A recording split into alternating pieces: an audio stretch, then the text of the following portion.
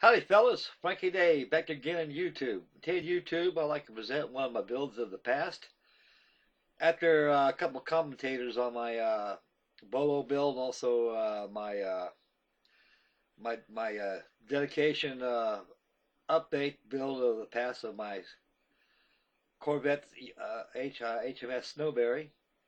A lot of you fellas up there enjoy those builds of the past, so I'm going to bring them out more often now to keep you guys entertained in between my group build. And here's an old kit I have for many, many years I've built in years past. I purchased this kit from one of my hobby dealers out west when I was stationed out in Point Magoo Naval Air Station. There's a hobby shop called the Mad Modeler, and he more or less introduced to me a lot of Hasegawa kits, because the Hasegawa didn't come out until about 1970. And their kits were precision kits of the time. I mean, there's no kits out there that can be able to surpass the Hasegawa designs back then. I mean, when I first introduced the Hasegawa back in as early as 1970, when they first came out, I mean, I was astounded with the detail that they acquired those kits. It's all precision too. It's unbelievable, and the price was cheap, dirt cheap. I think the first Hasegawa kit I built was the SOC3 Seagull, 1/72nd scale. I think it cost 98 cents back then. Then they came out with a P6E and also the F4 B Boeing biplane. They were $5 a piece back then. Of course, at $5, that was a lot of money back in those days too. So they weren't too bad. But like I say, they were cheap enough. Anyway, getting back to the presentation of today's YouTube, I have here, I'll switch over to the other camera, and this is the Hasegawa 1/32nd scale A4 D Skyhawk. Now this kit didn't come out to 1977, and they also made a trainer version. They made the TA4D also, which has the pilot and the student, which was student actually wasn't in front of the ship, and the pilot was actually behind. It sat tandem, so the pilot was actually sitting, the instructor sat behind the student. And I got that kit somewhere in my stash down below. But about this stuff, I figured maybe you guys like to be able to see this A4 D Skyhawk that I got. I was on two aircraft carriers during my hitch when I was in the Navy. I was on the USS Midway and also the USS Coral Sea. They were both Midway class bird farms, aircraft carriers. Actually, there was three of the Midway class. There was a Midway, the Coral Sea, and the Franklin Delano Roosevelt. And the Franklin Delano Roosevelt was actually on the East Coast. The Coral Sea and also the Midway was stationed in Subic Bay in the Philippine Islands. That was their home port. And when I was on both bird farms, they had a lot of A4D Skyhawks. They called them the Bluetail Flies. That was the name of the squadron they had. And when I bought this kit back in 1977, I said, man, I'm buying that. Got this off my old ship, the USS Coral Sea. And I went and purchased it. It's a good kit, guys. It's very detailed. There's much more better out there than what it is, but at the time, it was a very highly detailed precision kit. And still today, it qualifies as a very good kit to build. So, without further ado, we'll switch over to the new camera, and we'll take a walk around on the Lady Susan, and we'll review my builds of the past. So, stay focused, boys. Here we go. Okay, fellas, here she is sitting top of Lady Susan. This is a Hasegawa 1/32nd scale A4D Skyhawk. Later on, during the Vietnam conflict, they changed the designation to the F4s. A4 Skyhawks. The old scooter has been a mainstay in the United States Navy for a mere 40 years. It's a well-proven aircraft. The Navy pilots have dubbed this aircraft as a scooter. It was the hot rod of the 1950s and 60s.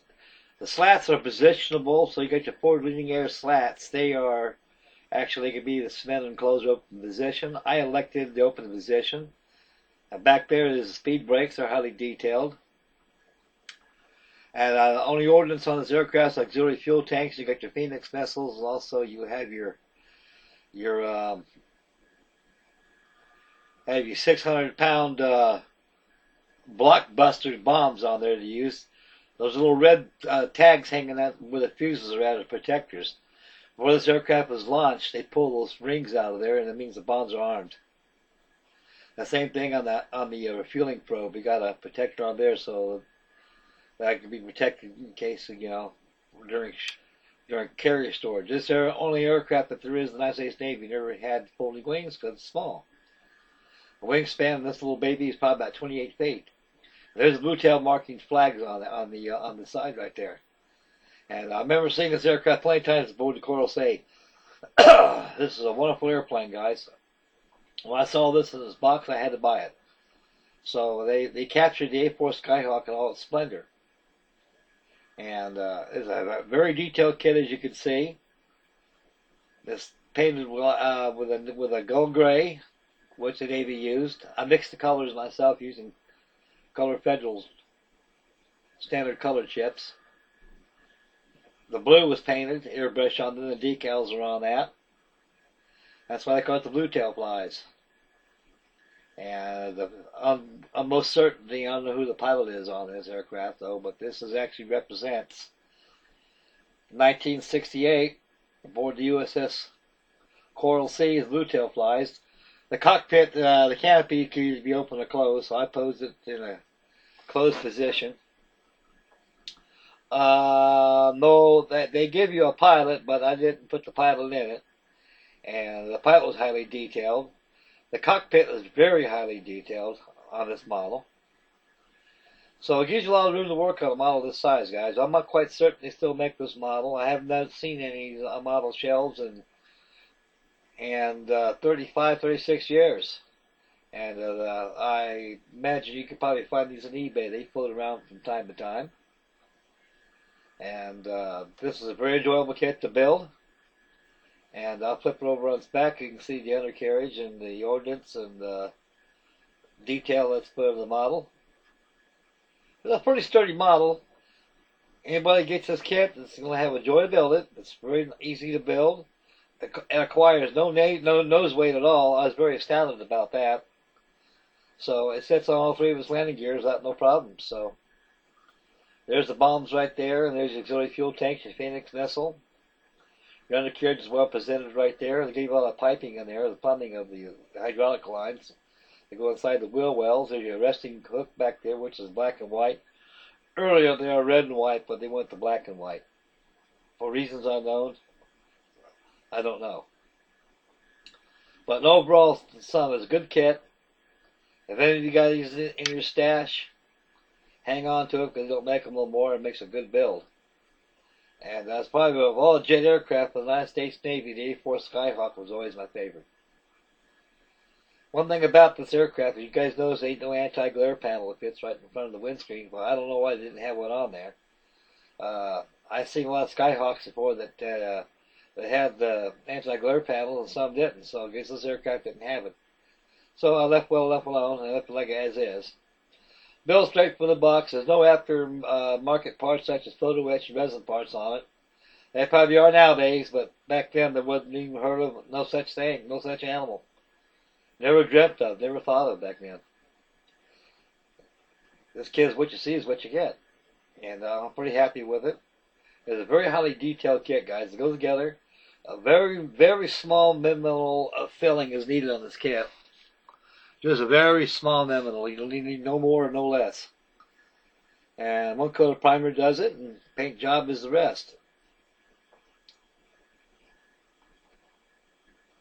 And since it's a larger scale, it has more detail. You can do it. I sure like that Airfix 1/72 scale Skyhawk he did. Hardywood did an excellent job in his Blue Angels. It was 1/4 inch scale by Monogram. He's to be congratulated on his build. And Panzerman Bill did a very exceptional job. There's Ugly Looking Mug again. Good enough where he comes from. They sure don't breed him for beauty. Anyway, before I close off this video right here, I'd like to thank everybody for tuning in. And every day I'll start bringing in builds of my past so you guys will take a look at them. We'll entertain you guys, keep you on your toes a little bit in between my building process and my group builds. I'd like to thank everybody joining my new Pre-war service, 1935, 1941 group builds I monitored. Thanks, boys. Thumbs up in the video. We'll catch you next.